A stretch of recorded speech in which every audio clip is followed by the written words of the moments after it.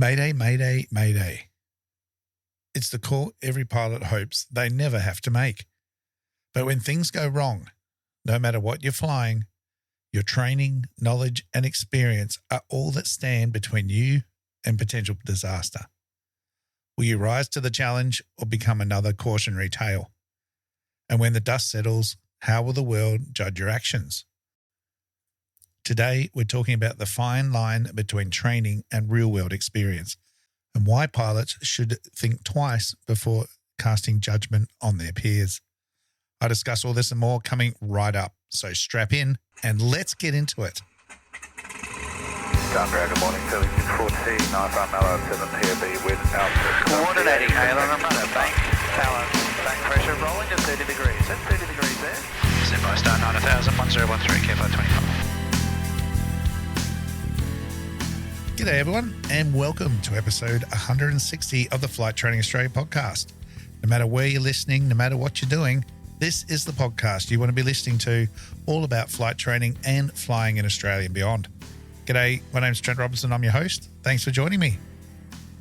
So no sooner am I back from my exciting adventures that we're back into the flight training, and Mother Nature has been turning it on and off the last week or so. And storms, lightning, thunder, rain showers, inters and tempos, everything that is the wet season up in the top end and the top half of Australia at the moment is keeping us very occupied and great training environment. Sometimes it's a bit too much depending on the level of training that's being delivered, but from instrument training perspective and some of the 210 GA transition course stuff that I've been doing, it's been perfect. And Will, hope you're listening, mate. He certainly had a great time the other day. We did a run out to Maningrida down to Jabiru and back and had some very intensive storms to deal with.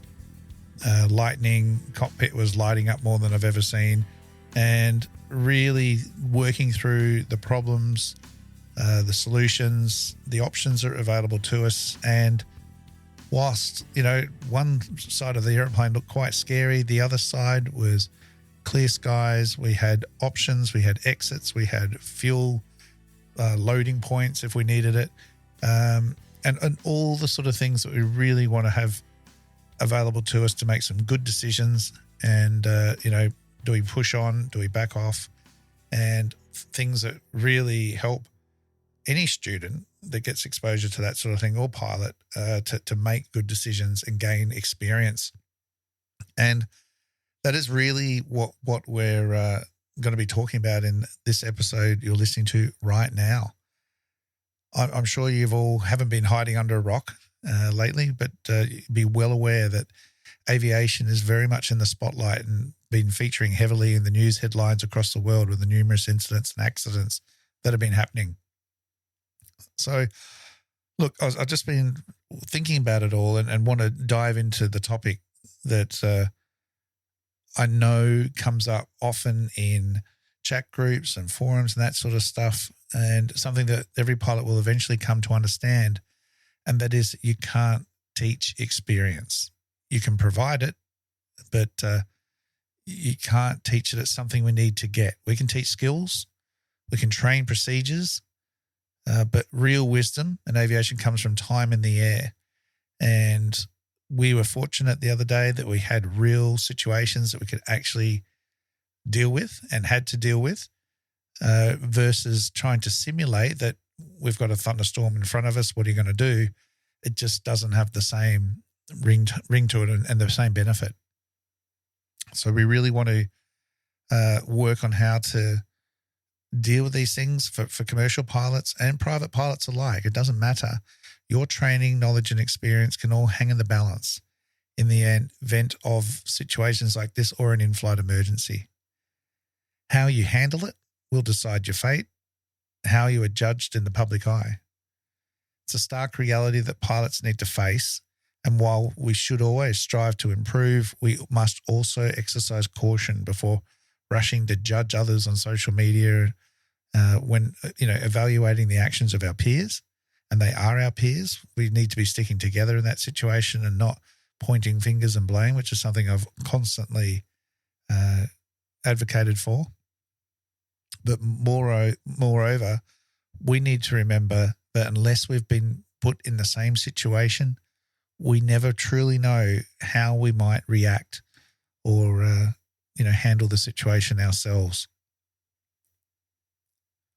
So whether you're an instructor, student pilot, seasoned aviator, this episode is for you. It's for everyone. And I really just want to sort of drill down and explore the difference between training and experience, how to accelerate your own learning curve, and why some of the best lessons come from the unexpected. So training and experience, the difference between the two. I often hear people want to build hours. They want to get some hours. They want to get some 210 hours. They want to get some twin hours or just hours in general. So thinking about the differences, and I have talked about this before, but I think it's really pertinent to discuss this because it's something that everyone needs to truly understand. Training, or at least quality training, gives you the what and the how. What to do in a situation, which is usually common but potentially generic, and how to execute it. All right. It's typically done in the aircraft, sometimes in a simulator. There's no fire. There's no smoke. There's no fear. It's an exercise. It's a drill. The throttle is closed and we deal with the engine failure after takeoff or the forced landing practice. We simulate an electrical failure. We shut down an engine, right? But we know that we can deal with the issue and we'll run through a drill in relative safety, which is how it should be to begin with, right? But experience teaches you the when and why, when to apply a certain technique and why it might not always go as expected, and then how to deal with that. All right, so as an example, as an engine failure on takeoff, the training teaches you to pitch the nose down for best glide, pick a landing spot, land, run your checks, and land. But in the reality of life, variables like your wind, suboptimal terrain in front of you, and the human reaction time play a huge role in the outcome. Plus the whole shock of it actually happening, the startle and surprise effect. The practice effect versus the real world decision-making under pressure. You know, assuming the engine does indeed respond, which it pretty much does every single time, the engine will come alive if you mess it up at the bottom of the forced landing or the engine fails to take off. Whether you fall short or overshoot, doesn't really matter. Just put the power back on. Oh, well, we'll do better next time. But real life's not like that. If it's just a simulation or in a simulator, you can't get hurt. There's no real major consequences. Can't hurt the airplane or damage the airplane anymore either. Right? Sure, you might not pass an assessment, but you go home intact. But the real world environment, you get one chance to make it work, maybe redo a decision, and you need to make good decisions. All right, sure, you might make some average ones and get away with it. We can have a good outcome, but not necessarily the judgment and decision-making along the way was the best decisions made at the time. But again, all goes down to experience. All right, plenty have done that.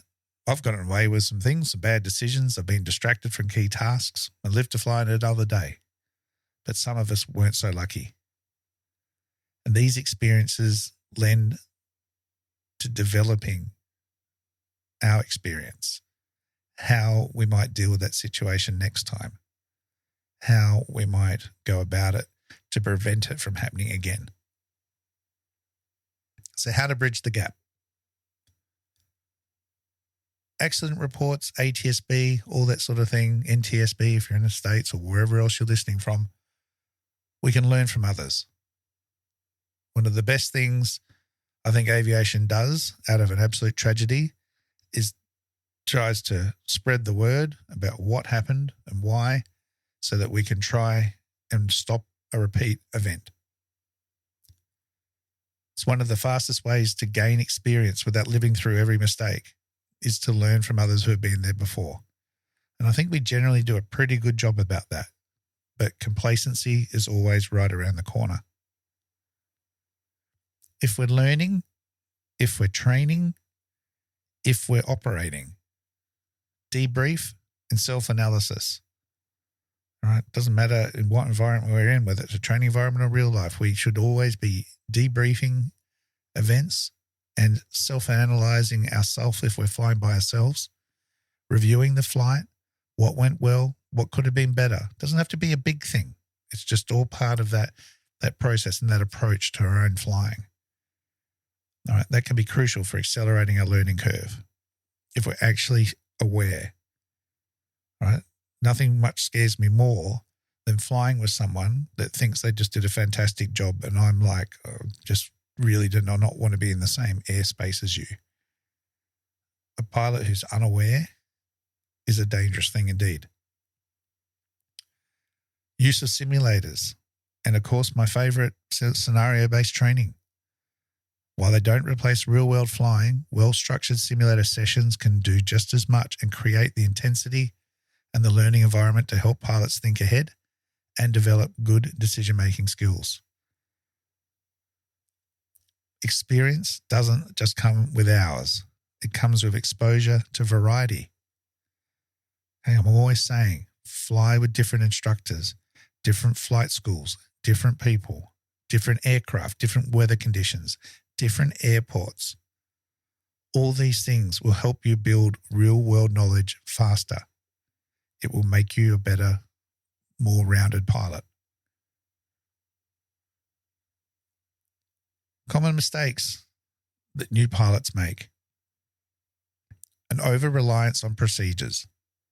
Sticking rigidly to a checklist without understanding the why behind each step. I've been doing some circuits lately with a bunch of pilots who are just doing things via rote, meaning I did it, but I don't really know why I did it. Just pulling the power on base because it just seemed like the right thing to do. All right, there's always a reason why we're doing things. When we learn, things are taught via rote, but then the understanding, the correlation, application, all of that, those levels of learning all come into play. And we need to make sure that we do understand what we're doing and we're not just doing it because we got told to do it. We should question why we're doing some things as well. If it doesn't make sense, then there's probably something to pay attention to there. All right. Paralysis by analysis. Sometimes pilots hesitate too long when a quick decision is needed. Confidence comes from experience. The only way to help with this is by training. Again, I've had this happen so many times before where I've simulated an emergency and said, come on, you got to do something. And then when you do something, you need to commit to that action because doing something half-assed is just as dangerous as not doing anything at all. Lack of situational awareness. Right? Just because everything seems fine doesn't mean it is. Anticipating problems before they arise separates experienced pilots from new ones. Thinking ahead rather than just existing in the 1.5 square meter bubble that is the cockpit. All right. We had a great example the other day of storms coming into Jabiru. We were getting ready to come out and a caravan was coming in. It made far more sense for us to stay exactly where we were, to allow the caravan to come in, get ahead of the storm front and land, pull off the runway, and then we could enter the taxiway, backtrack, and still take off ahead of the storm. So we didn't make that other aircraft remain airborne longer than it needed to. Simple things like that. That comes from experience. It comes from thinking about the big picture rather than the immediate tasks that sit in front of us. And another common mistake that new pilots make is not asking for help. New pilots sometimes avoid asking instructors, their employers, their senior check and training pilots for advice out of fear of looking incompetent, being stupid. Should know that. Why don't you know that? Right? The best pilots are always learning. I am always learning.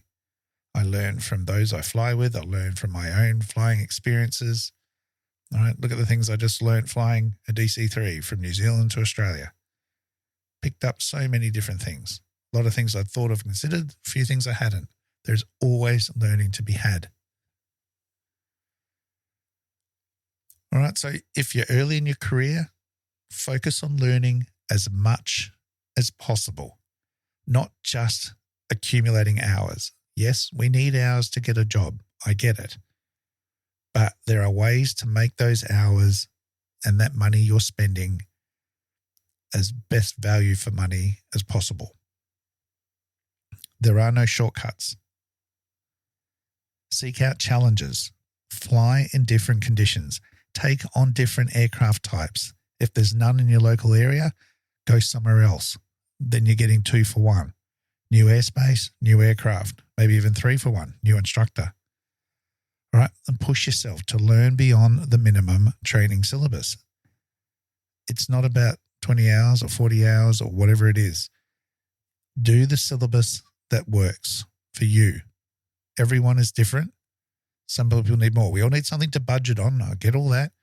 All right, but don't look for the cheapest, shortest shortcut. It will bite you in the ass, maybe not straight away, but one day. And that could be not necessarily having a scary event or having an incident or accident, but just costing you more down the track. All right. As an instructor, don't just teach maneuvers. Teach the problem solving, the decision making, the real world thinking. Don't rush your students. Give them time to think. Work them through the solution. Think of some situations that you can teach yourself and allow the natural sequence of events to happen and lead them through it if need be. When you're dealing with commercial students later on in their training, then set the scenario and allow it play out. Don't jump in and do everything for them because you're not helping anybody. Experience is simply the name we give our mistakes. Oscar Wilde said that. All right. I'd love you guys to share your experiences. Have you had a moment where training wasn't enough and experience had to take over? Have you made mistakes and you'd like to share them? If you would, I'd love to hear them. They can all be de-identified, of course. Send me an email, flick me a message online, and I'd love to hear your story. And if you've got something you'd like to share or even come on the podcast and share it, then even more so, I'd love to do that with you. So let me know, info@trentrobinsonaviation.com.au, or you can hit me up on any of my social media outlets there and send me a message and we can get in touch and talk. All right, guys, I hope that's given you some good food for thought. The final thing I really want to talk about is the social media aspect of things.